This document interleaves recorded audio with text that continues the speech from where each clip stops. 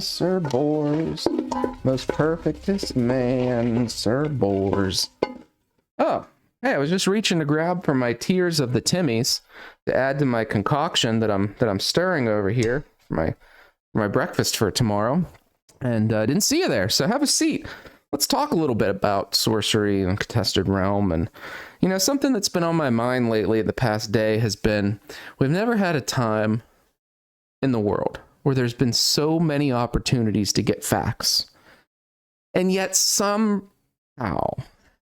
so many people need so little information that aligns with their worldview that they'll believe. And when they are presented with facts that are opposing of that worldview, they'll disregard them, completely disregard the facts. It's just so interesting, right? It's just so interesting. And it's almost like, you know, the faith of a society is increasing, but it's a different kind of faith. It's weird. It's weird.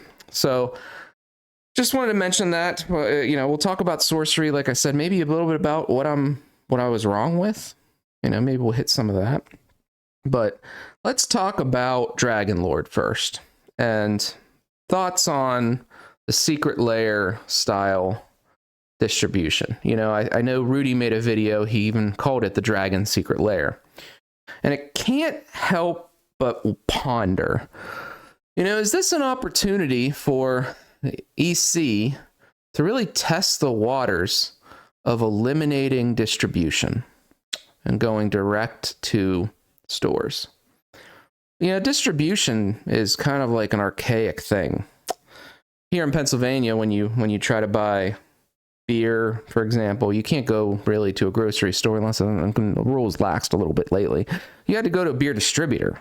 I mean, you couldn't just go to a store. These distributor things are maybe a little archaic, but necessary for smaller, you know, things to get the word out and opportunities and such. So I can't help but think, what are the chances of a future with no distribution with sorcery?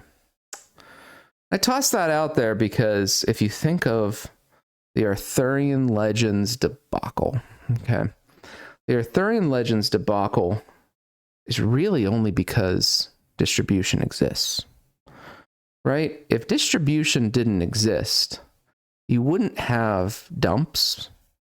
You wouldn't have situations of distribution getting certain product that they want to offload. You wouldn't get the big stores that have no affiliation with EC or they're invested in the well-being of sorcery getting a ton of product that they can unload as quickly as possible. So you got to ponder, what does a world look like post-distribution?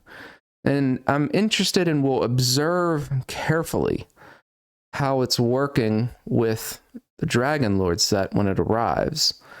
I personally don't know how much of it I'll be cracking. You know, I've observed enough that you really can see that EC has the ability to turn the faucet on of product and turn the faucet off of product. And what I'm observing is that if you walk into an LGS and you want a magic product, for example, maybe a flesh and blood product even, you can walk in, even Feisty Goblin Game House, you walk in there, beautiful counter full of stocked of all kinds of Pokemon sets, all kinds of magic sets. And if you're sorcery and you only produce one set a year, sometimes that box will be on the shelf, sometimes it won't. And for sure, it's not going to have two different sets on the shelf. Can't, because it's so old, right? It'll be bought out and gone by then, or will it? I'm starting to wonder, too, what does a world look like if Eric's Curioso wants a print run of cards to be available for 3 to 5 years so that you can have 4 sets at a time on the store shelves? Well, how do you do that?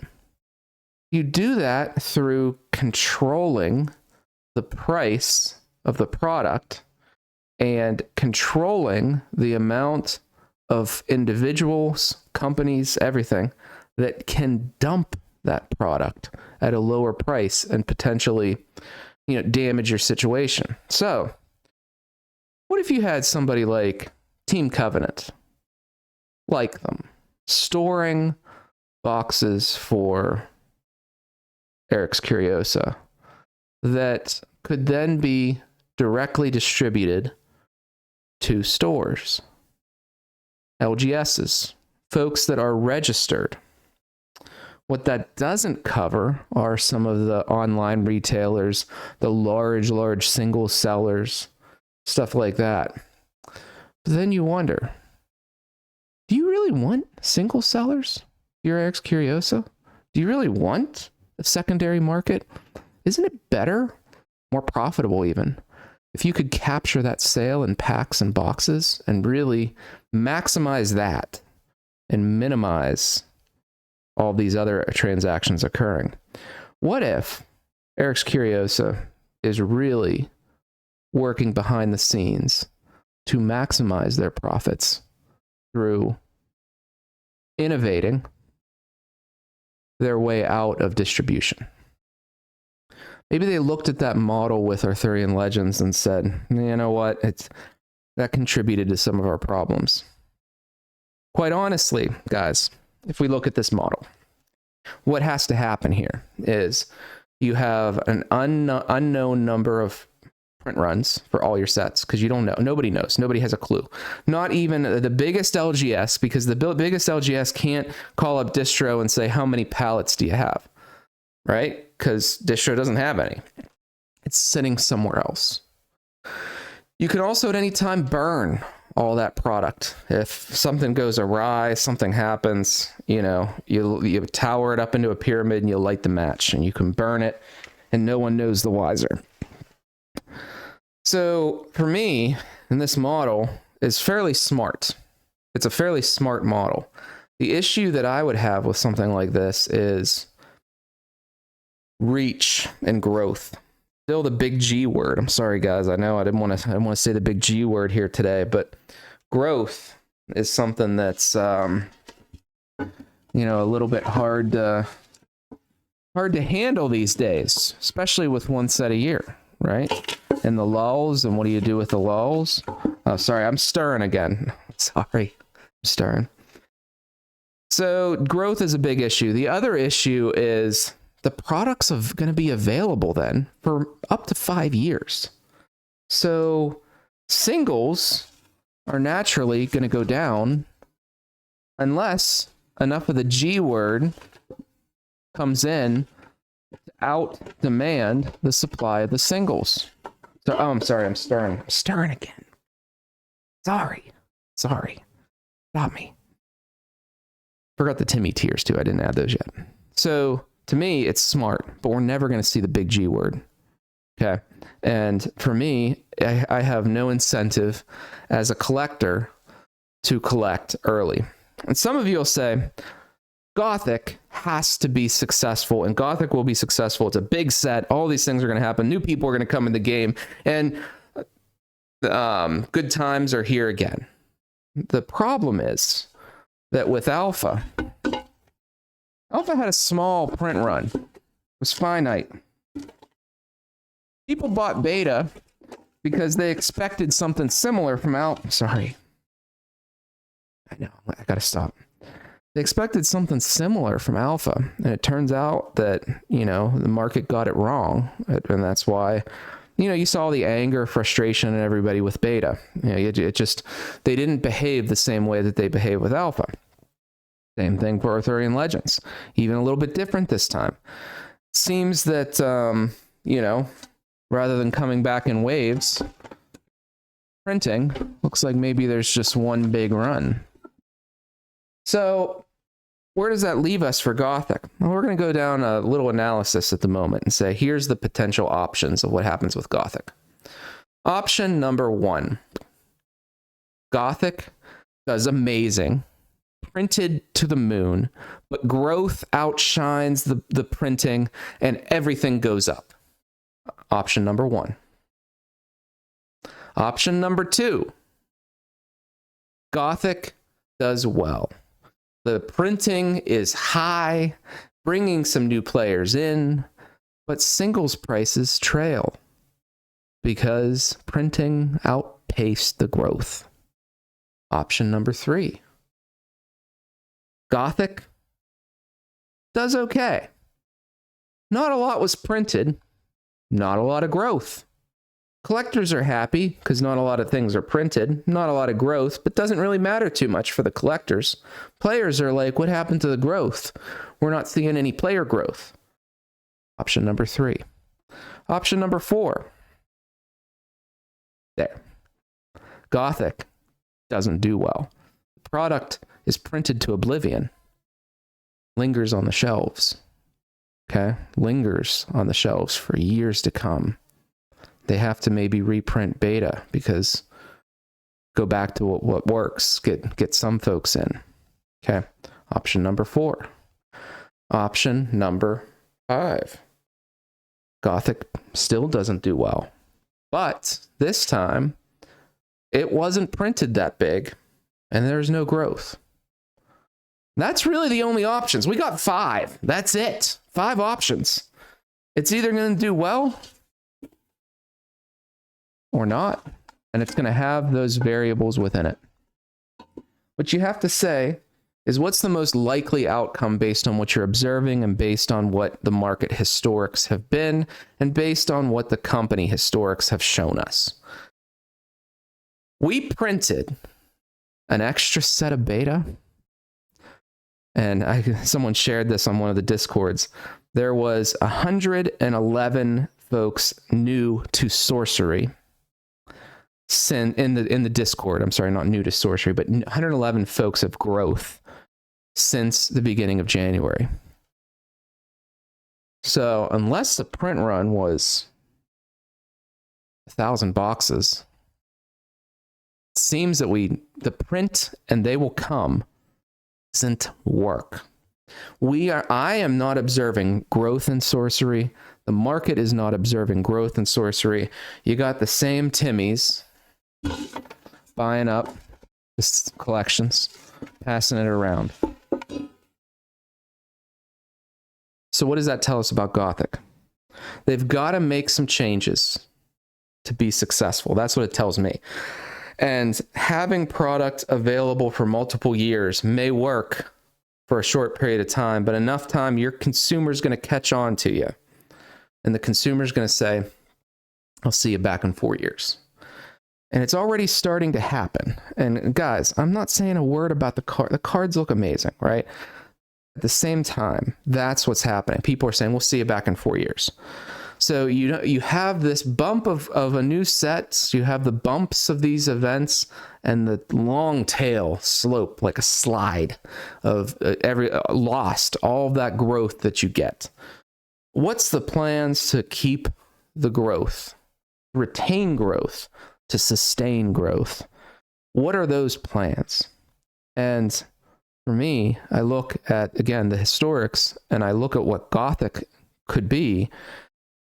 It could be amazing if it's printed correctly. It could be amazing if the growth comes in and a plan comes out and everything comes together. But history has told me, I got these scars, guys. I got these scars from living it for 2 years. History has told me that that's not what's going to happen. Okay? So just keep it in mind. I mean, I love the cards. I love the game. Obviously, opening the cards is so much fun. The game's a lot of fun, and I wanted to do well. And I'm here because I wanted to do well. I have no leverage. I have no debt. I'm not indebted in any cards. Okay? Despite what Timmy's will tell you, I'm just here because I want to see it do well. And we want to see real change. Lastly, I just want to talk about Eric and maybe his vision. If you look at Eric, I think he sees everything that's not related to actually producing a box. Irrelevant and noise to the business. The problem is that the business isn't just the box of cards. You can have a great hobby that's just a box of cards. But if you're going into business, you better have all that other stuff done. And if you don't, You better take those alligator arms and go deep into those pockets and hire someone that can. Because if you can't, the best box in the world may not be enough to sustain it. So as I'm cooking, my Timmy soup, I think it might be done. I did put the tears of the Timmies in, and this is the most important thing that you need right now.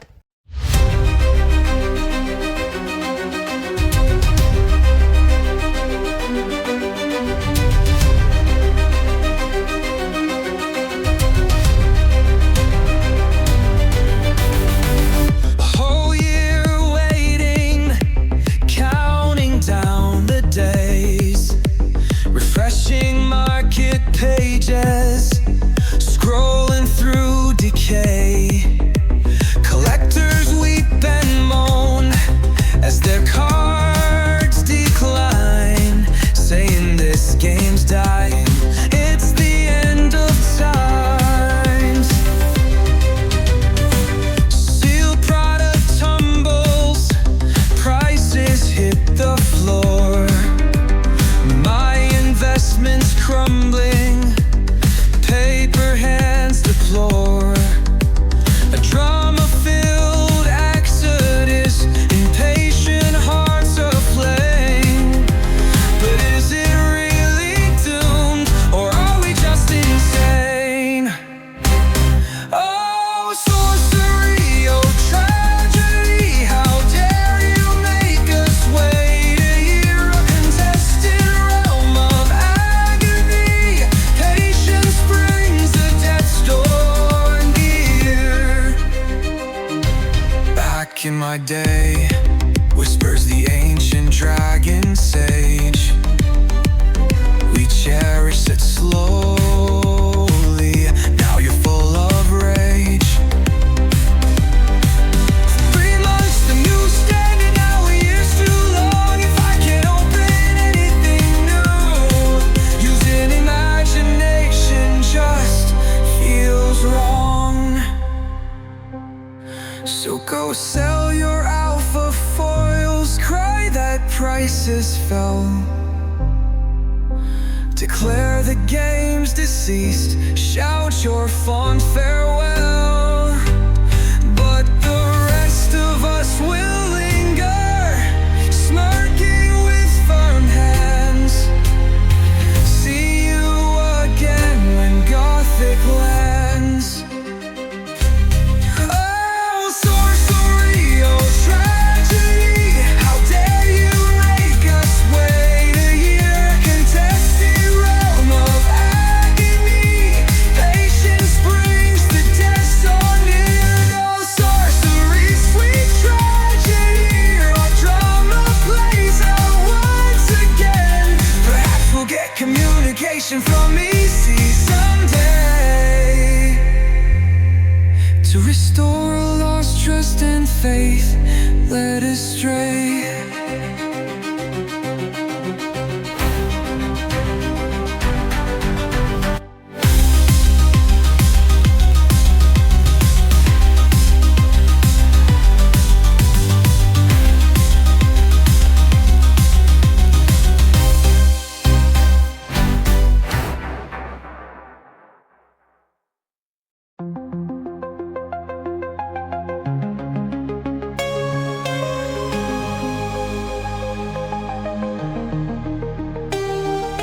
Digital age we're living in, treasures hidden in the packs we win, pictures on cardboard thin, fighting scalpers till the end.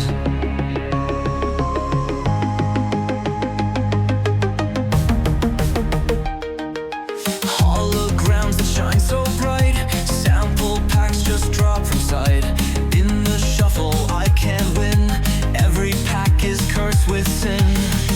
I'm trying to preserve history, in these cards contain my prophet destiny. I refuse to let them win, the time for scalpers now must end. I'm trying to preserve history,